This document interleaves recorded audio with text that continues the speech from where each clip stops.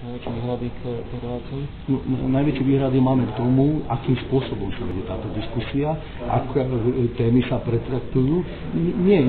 Nechceme hovoriť do výberu tém. Je to slobodné rozhodnutie verejnoprávnej televízie, isté sú to témy aktuálne, ktoré sa odrážajú aktuálny politický život na Slovensku, ale je nenormálne a nesprávne, ak do diskusnej relácie, kde nosnou témou sa stane financovanie napríklad našej politickej strany, je pozvaný jeden oponent, ktorý nás obviňuje z financovania SDK ODS a druhý, ktorý s tým nemá nič spoločné.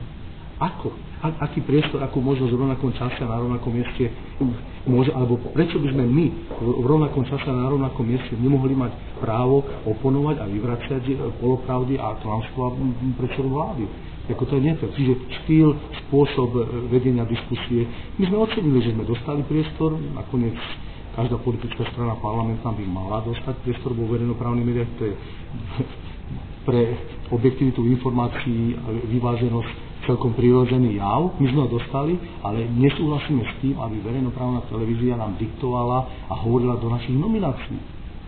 To predsa nie je možné. A obhajovať to náhradnými a smiešnými argumentami, že presadzujú alebo začali presadzovať princíp rovnosti partnerstva alebo rovnosti postavenia v strane, bol nepravdivý. Ukázalo sa to, že nakoniec do tej relácie, kde odmietli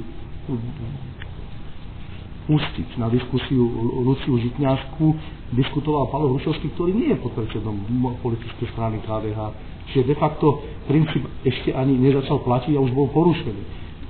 Tam bolo vidieť tendenciu, pokus o manipuláciu a povedzme poškodzovanie našej politickej značky. Podaní na Radu pre vysielanie reklamy. Naformulujeme, budú tam konkrétnosti, presné dátumy, kedy sa to stalo a budeme hovoriť o tom, že ten spôsob výberu hostí a nastolenia tém je tendenčný a má svoj cieľ, zámer poškodiť jednotlivé politické strany na jednej strane a na druhej strane posilniť politikov, ktorí momentálne vládnu. Čiže vykresliť ich v tom dobrom svetle na verejnosti, aby získavali body.